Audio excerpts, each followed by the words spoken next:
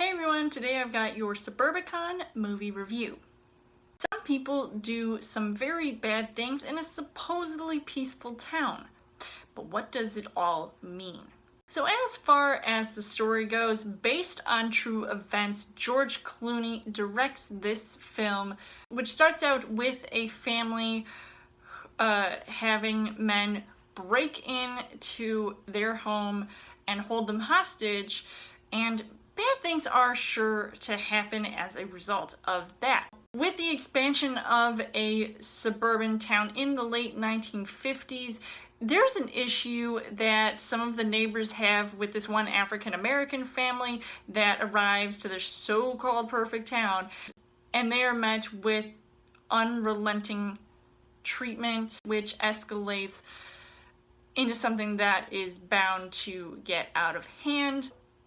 What I noticed with these two interconnecting plot points and the help of Clooney and the Coen brothers writing the story, it delves into this dark and disturbing crime tale that can leave you feeling a bit mortified. I wouldn't say I was exactly, offended by the movie. Some parts I might have gotten a little bit irritated about, especially with, what was all happening with the storyline, but I guess it was filmed in a way to make you really hate the situation that was unfolding. As far as the casting goes, you've got Matt Damon, who is in the lead, and he plays his husband and a father who has to deal with these bad people who are,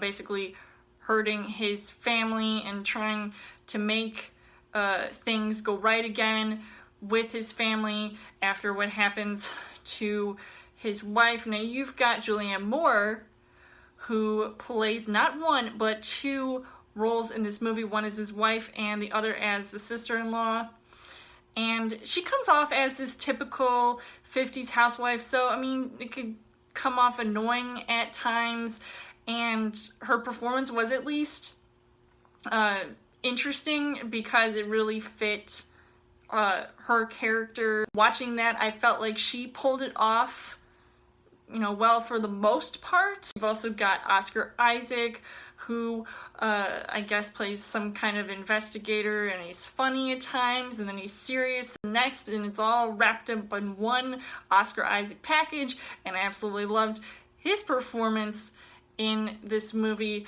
as well, and just seeing how everybody was sort of being treated or treating each other in the movie was just crazy to see how that all sort of meshed. And so the things that I liked about this movie was that it had its comedic moments, and it was dark and comedic and intense, and it was, a different type of movie for me to consider watching to an extent.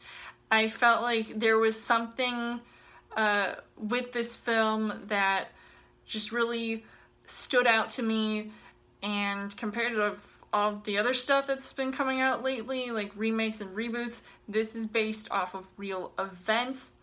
But unfortunately, the things that I didn't really like about this movie was that while these two stories seem to regard similar subject matter on violence, and they put in perspective in, a different way, it doesn't exactly explain how they relate, because it's sort of like one thing started and then all of a sudden it segues into the next, but then it goes back to the original thing.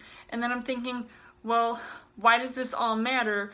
And it just didn't really always make sense to me. So overall, I would say that Suburbicon, it's one of those movies that, people are going to be on the fence about. People are going to feel divided, especially with the subject matter of this movie.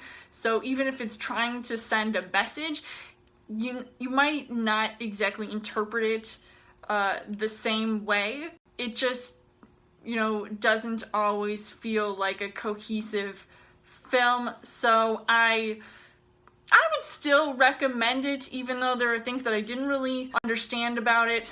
but I feel like some things definitely should have been explained more in the film.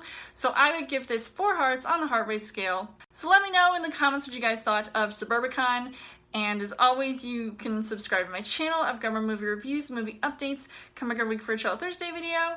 You guys can also like me on Facebook and follow me on Twitter, and I will see you guys later.